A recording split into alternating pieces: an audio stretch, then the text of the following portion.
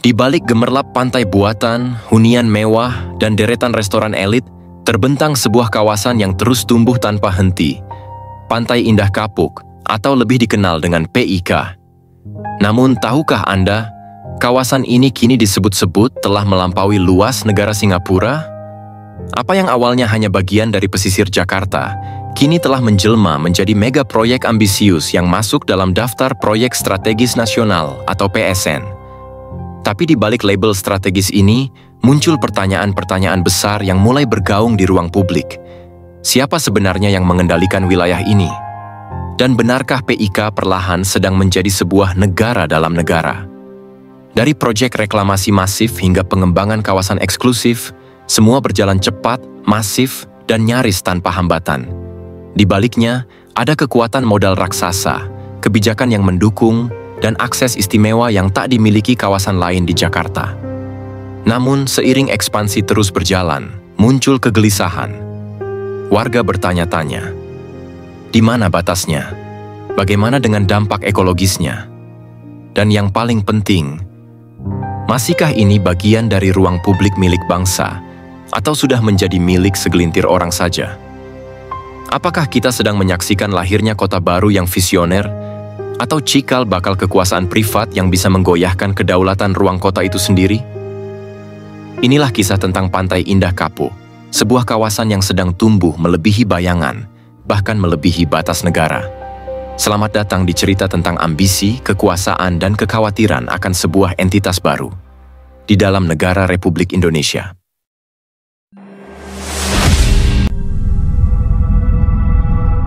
Pantai Indah Kapuk atau PIK adalah lambang keberhasilan proyek reklamasi dan properti kelas atas. Kawasan ini tumbuh pesat dalam 1 dekade terakhir, mulai dari PIK 1, PIK 2, hingga rencana ekspansi kawasan-kawasan baru yang terus dibangun. Tanah ditebar, pulau buatan lahir, dan kawasan eksklusif pun menjamur layaknya kota mandiri. Namun yang membuat publik terbelalak bukan hanya megahnya properti di sini, melainkan skalanya. Luas gabungan proyek-proyek di PIK disebut-sebut telah melampaui 7.000 hektar. Lebih luas dari negara Singapura yang hanya sekitar 728 km persegi. Dan yang lebih menarik, pertumbuhan ini seolah berjalan tanpa batas. PIK tak lagi sekadar kawasan hunian. Ia sudah memiliki sistem transportasi sendiri, pelabuhan, pusat bisnis, hingga berbagai fasilitas publik yang tertutup bagi masyarakat umum. Jalanan lebar, penjagaan ketat, dan tata ruang rapi membuatnya terasa berbeda dari wajah Jakarta pada umumnya. Banyak orang menyebutnya sebagai kota masa depan. Tapi tak sedikit pula yang melihat ini sebagai bentuk privatisasi ruang publik yang ekstrim. Muncul pertanyaan, jika semua sudah tersedia di dalam, lantas apa yang membedakan PIK dari sebuah kota atau bahkan sebuah negara mini? Kekhawatiran soal negara dalam negara bukanlah hal mengada-ada. Dengan kekuatan finansial yang besar, dukungan regulasi dari statusnya sebagai proyek strategis nasional, serta kebijakan reklamasi yang cenderung tertutup, PIK tampak memiliki otoritas tersendiri. Bahkan, beberapa pengamat menyebut bahwa kontrol terhadap kawasan ini jauh lebih dikuasai oleh korporasi daripada oleh pemerintah daerah. Sejarah pun mengajarkan kita, betapa kawasan kecil dengan ekonomi kuat dan akses eksklusif bisa tumbuh menjadi negara baru. Singapura, misalnya, dulunya hanyalah bagian dari Malaysia, sebelum akhirnya memisahkan diri dan menjadi negara mandiri yang kini menjadi kekuatan ekonomi dunia. Apakah skenario serupa bisa terjadi di Indonesia? Tentu tidak semudah itu. Tapi kekhawatiran publik mencuat karena gejala awalnya terasa nyata. Penguasaan lahan masif oleh segelintir pihak, akses terbatas bagi publik, dan ketimpangan ruang yang semakin lebar. Di saat Jakarta terus menghadapi banjir, kemacetan, dan kepadatan, kawasan seperti PIK justru tampak seperti dunia lain, bersih, tenang, dan glamor. Ini bukan sekadar soal gaya hidup, tapi tentang bagaimana ruang kota dibagi dan untuk siapa kota ini dibangun. Untuk memahami kekhawatiran publik terhadap kawasan seperti PIK, kita bisa berkaca pada sejarah Singapura.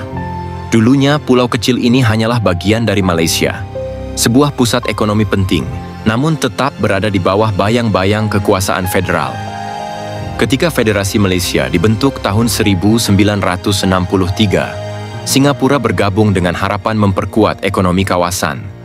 Letaknya yang strategis di Selat Malaka, pelabuhan internasionalnya yang sibuk, dan geliat perdagangannya dianggap sebagai aset penting.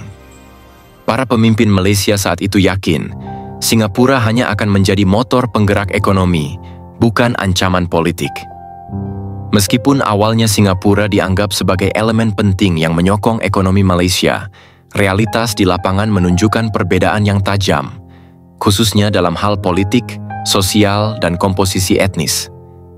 Singapura didominasi oleh etnis Tionghoa yang lebih condong pada gagasan meritokrasi dan kebebasan ekonomi, sedangkan mayoritas wilayah Malaysia dihuni oleh masyarakat Melayu dengan prioritas kebijakan ekonomi berbasis keistimewaan bumi putera. Ketegangan mulai meningkat ketika kebijakan-kebijakan Malaysia dinilai lebih berpihak kepada kelompok mayoritas Melayu, sementara pemimpin Singapura, Lee Kuan Yew, ingin menegakkan prinsip Malaysia untuk semua rakyat, gagasan yang dianggap mengancam dominasi politik di Malaysia. Puncaknya terjadi saat pemilu tahun 1964. Isu etnis meledak di tengah masyarakat. Ketegangan antara kelompok Melayu dan Tionghoa memuncak dalam bentuk kerusuhan rasial yang merenggut nyawa. Politik identitas dan perbedaan pandangan mengenai masa depan federasi menyebabkan hubungan antara Singapura dan pemerintah pusat Malaysia kian memburuk. Di balik layar terjadi perpecahan besar antara dua tokoh utama, Lee Kuan Yew dan Tunku Abdul Rahman. Lee menginginkan otonomi yang lebih besar untuk Singapura agar bisa tumbuh dan mengatur dirinya sendiri. Tapi bagi Malaysia, Singapura yang terlalu bebas justru bisa menjadi ancaman terhadap stabilitas nasional dan keseimbangan etnis. Hingga akhirnya, jalan tengah tak pernah tercapai. Pada 9 Agustus 1965, dengan berat hati, Malaysia melepas Singapura. Negara kecil ini pun resmi menjadi negara merdeka. Sebuah keputusan yang berat, namun tak terelakkan. Kini, Singapura dikenal sebagai salah satu negara terkaya dan paling maju di dunia. Tapi kisah lahirnya tidak lepas dari konteks kawasan yang awalnya hanya dianggap sebagai bagian kecil dari sistem yang lebih besar, namun ternyata memiliki arah dan kekuatannya sendiri. Lantas, bagaimana dengan Pantai Indah Kapuk? Tentu ini bukan tentang lepasnya wilayah dari Republik Indonesia. Tapi pertanyaannya, sejauh mana sebuah kawasan bisa bertumbuh dengan kekuatan ekonomi, pengaruh sosial, dan tata kelola yang nyaris mandiri? Sebelum akhirnya mulai dianggap sebagai entitas yang berbeda dari kota induknya. Kita mungkin belum menyaksikan pemisahan seperti Singapura, tapi ketika sebuah kawasan memiliki pelabuhan sendiri, aturan akses tersendiri, bahkan ekosistem ekonomi yang tertutup dan eksklusif, maka wajar jika masyarakat mulai merasa ada negara kecil yang tumbuh di dalam negara. PIK tumbuh sebagai simbol pembangunan. Tapi simbol apa yang sebenarnya sedang kita bangun? Apakah ini tentang kemajuan kolektif, atau hanya mercusuar kemewahan di tengah ketimpangan kota? Jika kita mencermati kondisi yang berkembang hari ini, semua gejalanya sudah mulai tampak di permukaan. Potensi Pantai Indah Kapuk menjadi negara dalam negara bukanlah sekadar teori liar, meskipun mungkin belum sampai pada titik lepas seperti Singapura dari Malaysia. Pertama, PIK dikuasai oleh konglomerat-konglomerat besar yang memiliki koneksi global. Hari ini, kawasan PIK 1 dan PIK 2 dikuasai oleh konglomerat besar yang memiliki koneksi luas dengan dunia internasional. Bukan sekadar pebisnis lokal, tapi jaringan modal lintas negara yang mengendalikan laju pembangunan, harga tanah, hingga gaya hidup di kawasan ini. Mereka membangun, mengelola, bahkan mengatur siapa yang boleh masuk dan siapa yang tak dianggap bagian dari ekosistemnya. Ini bukan sekadar pengembang lokal, tapi kekuatan ekonomi global yang menanamkan investasinya dalam jumlah fantastis. Dari properti hingga logistik, dari kuliner hingga pelabuhan, semuanya terintegrasi dengan standar internasional yang bahkan melampaui kota-kota besar lain di Indonesia. Lewat pengembangan properti yang eksklusif, kawasan industri modern, hingga fasilitas bertaraf internasional seperti pelabuhan, sekolah, rumah sakit, dan tempat hiburan. PIK seakan tak lagi membutuhkan Jakarta atau bahkan Indonesia untuk bertahan hidup. Ia menciptakan dunianya sendiri, sistemnya sendiri.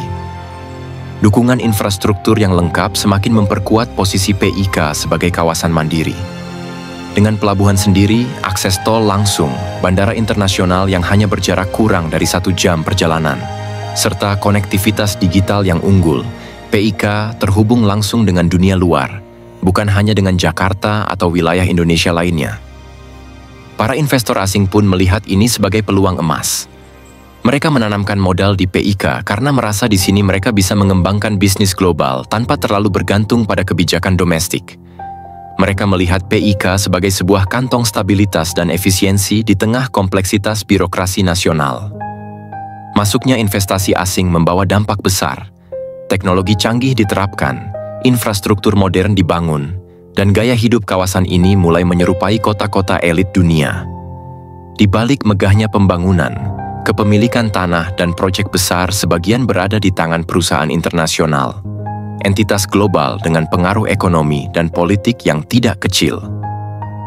Dalam skenario ekstrim, kawasan seperti ini bahkan memiliki kapasitas secara ekonomi dan infrastruktur untuk menjadi wilayah semi-otonom. Sebuah kantong kekuasaan privat yang berada di dalam republik, tapi tak sepenuhnya tunduk pada denyut nadi rakyat kebanyakan. Kondisi ini semakin mengaburkan batas antara entitas nasional dan internasional. Dalam ranah bisnis dan properti, banyak proyek di PIK dijalankan dengan standar luar negeri. Bahkan, dalam beberapa kasus, regulasi dan transaksi lebih banyak menyesuaikan dengan pasar global dibanding aturan lokal. Kawasan seperti ini tidak hanya membentuk zona ekonomi tersendiri. Ia menciptakan realitas baru. Sebuah dunia kecil yang tidak sepenuhnya terkait dengan denyut kehidupan masyarakat sekitar, atau bahkan dengan kebijakan nasional. Tidak heran jika beberapa pihak mulai menyamakan dinamika ini dengan cerita lama tentang Singapura yang dulunya bagian dari Malaysia, namun perlahan membangun identitasnya sendiri, baik dalam sistem ekonomi, tatanan sosial, hingga jalur politik. Tentu, kita tidak sedang membicarakan pemisahan resmi dari negara, tapi ketika satu kawasan memiliki akses khusus, sistem keamanan tersendiri, fasilitas yang hanya bisa dinikmati kalangan tertentu, dan regulasi yang seolah-olah berbeda dari wilayah di sekitarnya, bukankah ini bentuk lain dari sebuah negara kecil dalam negara besar? Dan yang lebih mencemaskan, bagaimana negara bisa mengontrol kawasan seperti ini? Apakah kekuatan negara benar-benar masih berdaulat di sana? Atau justru bergantung pada izin masuk dari pemilik modal? Jika kita lihat dari luas wilayah yang terus berkembang, reklamasi yang menyatu menyaingi luas Singapura, maka wajar jika muncul kekhawatiran. Apakah kita sedang menyaksikan lahirnya sebuah zona eksklusif yang perlahan-lahan menjauh dari semangat kebangsaan? Dengan segala potensi dan realitas yang sudah terbentuk, diskusi mengenai PIK sebagai negara dalam negara bukan lagi sekadar isapan jempol. Seperti yang pernah terjadi di Singapura saat ia masih menjadi bagian dari Malaysia. Apa yang awalnya dianggap sebagai pusat pertumbuhan ekonomi justru berkembang menjadi entitas yang akhirnya berdiri sendiri.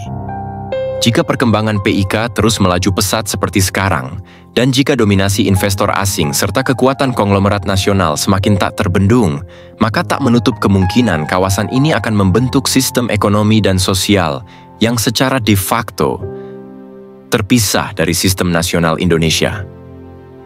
Mereka mungkin tidak menyatakan kemerdekaan secara politik, tapi ketika sebuah kawasan memiliki sistemnya sendiri, infrastrukturnya sendiri, komunitasnya sendiri, dan bahkan arah ekonominya sendiri, maka secara perlahan, ia tengah menjauh dari pusat gravitasi nasional. Dan di titik ini, kita patut bertanya, apakah negara sedang membangun kawasan modern yang inklusif untuk semua warganya? Atau justru, tanpa sadar, sedang membentuk sebuah wilayah eksklusif, yang suatu hari nanti bisa berdiri di atas aturan dan kepentingannya sendiri? Ini bukan sekadar tentang bangunan tinggi atau mal mewah. Ini tentang arah, tentang siapa yang mengendalikan tanah, ekonomi, dan masa depan. Dan apakah di balik kemewahan itu semua, kita sedang membiarkan lahirnya sebuah negara kecil di dalam negara kita sendiri? Tak hanya dari segi investasi dan koneksi global, PIK juga memperlihatkan tanda-tanda isolasi sosial dan ekonomi yang semakin nyata. Baik PIK 1 maupun PIK 2 telah berkembang menjadi kawasan yang sangat eksklusif, seakan menciptakan batas yang tegas antara mereka dan kita. Keunikan PIK tak hanya terlihat dari bangunannya yang megah atau fasilitasnya yang modern, tapi juga dari dinamika sosial yang terbentuk di dalamnya. Secara tak langsung, kawasan ini seperti membangun dunia kecilnya sendiri, sebuah ekosistem yang terisolasi, baik dari segi budaya, gaya hidup, maupun akses ekonomi. Para penghuni PIK, yang sebagian besar berasal dari kalangan atas, menjalani kehidupan yang sepenuhnya berbeda dari masyarakat kebanyakan di Jakarta atau Banten. Di balik pagar-pagar tinggi dan sistem keamanan yang ketat, mereka hidup dalam gelembung eksklusif yang bersih, rapi, aman, dan terpisah dari hiruk-pikuk kota yang padat dan penuh dinamika sosial. PIK hadir sebagai oasis mewah, tempat di mana segalanya tertata dengan sempurna, namun sekaligus memisahkan diri dari realitas keseharian rakyat kebanyakan. Akses ke kawasan ini pun bukan untuk semua orang, hanya mereka yang punya kepentingan, kekuatan finansial, atau koneksi tertentu yang bisa masuk dengan mudah. Dari segi ekonomi, PIK juga menunjukkan bentuk isolasi yang tak kalah mencolok. Di kawasan ini, realitas harga dan gaya hidup berada di level yang sangat berbeda dari sebagian besar wilayah Jakarta dan Banten.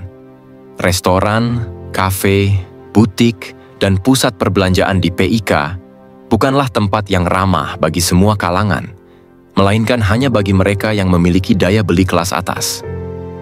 Di supermarket mewah kawasan ini, harga bahan makanan bisa mencapai 2 bahkan 3 kali lipat dibandingkan pasar atau retail pada umumnya. Menu-menu makanan yang ditawarkan pun bukan sekadar hidangan, tapi sebuah simbol status. Inilah ekonomi dalam gelembung, sebuah sistem yang tidak lagi mengikuti logika pasar masyarakat luas, tapi logika konsumsi kelas atas global. Jurang ekonomi antara penghuni PIK dan masyarakat sekitarnya pun semakin nyata. Warga PIK hidup dalam kenyamanan dan fasilitas kelas dunia, sementara mayoritas masyarakat Jakarta dan Banten masih bergelut dengan harga bahan pokok yang fluktuatif, transportasi umum yang padat, dan kebutuhan dasar yang belum sepenuhnya terpenuhi. Dengan pola konsumsi yang sangat berbeda, serta sistem layanan dan fasilitas yang eksklusif, PIK seolah membentuk sistem ekonomi tersendiri, di mana aturan dan norma-norma ekonominya tak lagi sepenuhnya tunduk pada realitas nasional. Pada titik ini, kita tak hanya melihat kawasan mewah biasa. PIK telah menjelma menjadi entitas sosial ekonomi yang hampir berdiri sendiri, di mana perputaran uang, gaya hidup, bahkan aspirasi warganya berbeda dari masyarakat umum. Maka tak heran jika banyak yang menyebutnya sebagai sebuah negara kecil, yang secara perlahan tapi pasti menarik dirinya keluar dari orbit Indonesia. Ketika sebuah kawasan mulai memisahkan dirinya, bukan hanya secara fisik, tapi juga secara sosial dan ekonomi, kita pun mulai melihat tanda-tanda lahirnya satu entitas baru. Entitas yang mungkin masih berada di dalam wilayah Indonesia, tapi sudah tidak sepenuhnya hidup dalam realitas Indonesia.